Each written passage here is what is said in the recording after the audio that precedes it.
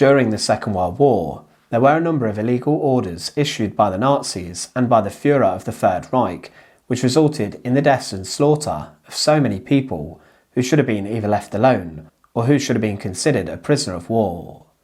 Following the launching of Operation Barbarossa, the Eastern Front was opened, and this saw the bloodiest and deadliest battles of the war, with horrific sieges such as Leningrad taking place, which led to huge amounts of death.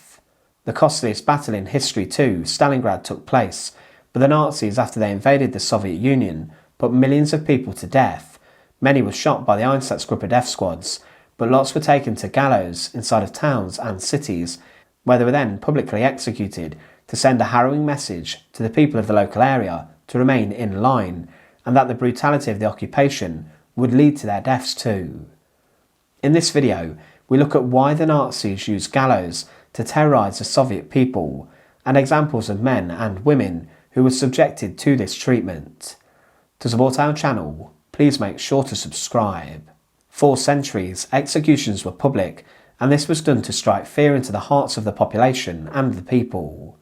For example, even back during the Tudor period in England, traitors were hanged, drawn and quartered, and their heads were then placed high above London Bridge, and this was done to make sure that the population stayed in line and refrained from committing crimes.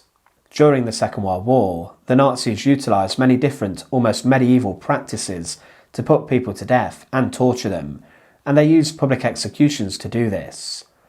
Inside of Poland, following the invasion of the country, there were scores of people who were shot in public squares, and the Nazis had even drawn up lists of people who would be exterminated and shot. These executions were incredibly public, and there were even some priests dragged out of their churches to be shot by a firing squad.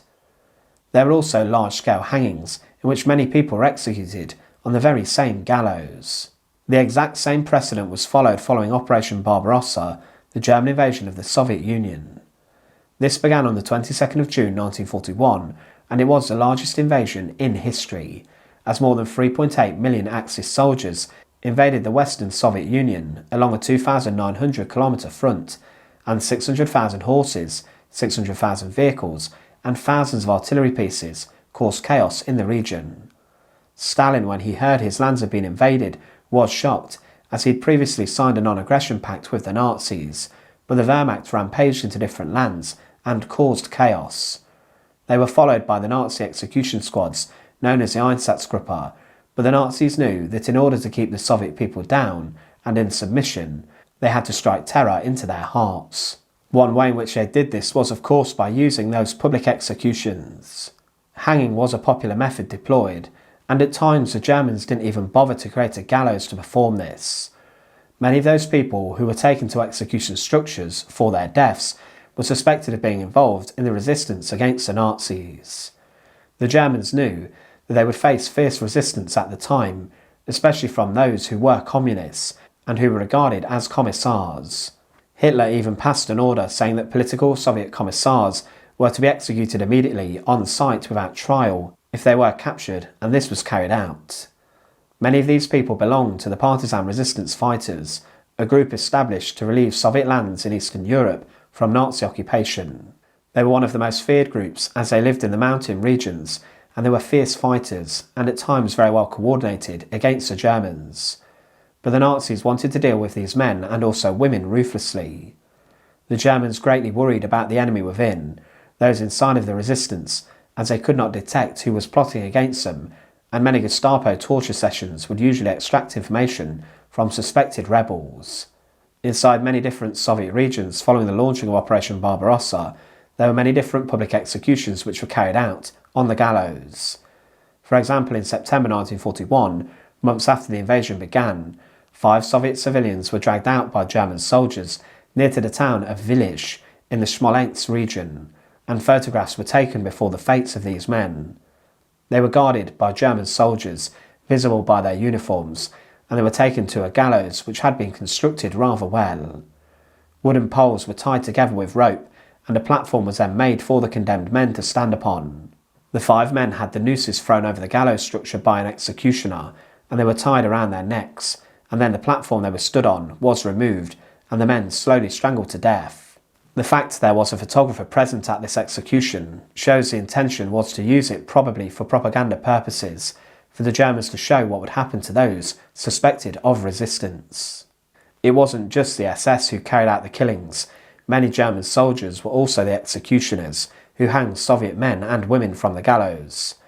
For example, in the case of Lepa Radic, a young 17-year-old female partisan who had been involved in repatriating wounded partisan fighters from the battlefields who had been fighting the Germans.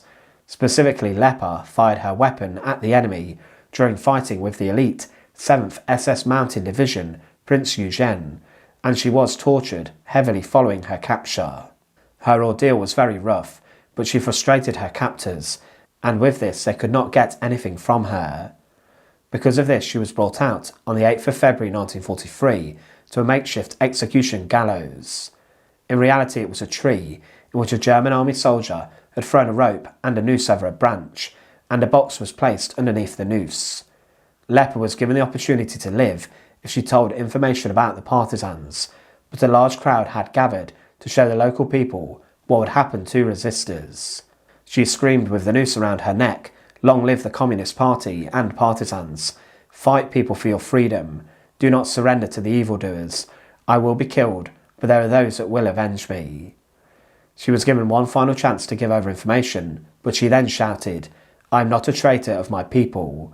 Those whom you are asking will reveal themselves when they have succeeded in wiping out all you evildoers to the last man."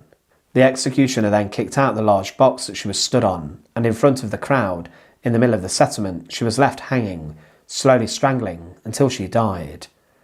Sometimes with these executions, the Germans even posted guards to stand over the bodies for days, so that no one recovered them, and then gave them an immediate burial, as the Germans wanted to show what would happen to people who resisted. The same fate greeted another young woman named Masha Brushkina, who was roughly 17 also when she was executed. She was one of the first Soviet partisans executed by the German Wehrmacht following the invasion, and she was executed in October 1941 in Minsk. She had been involved in helping Red Army soldiers escape German captivity following their capture and treatment in hospital.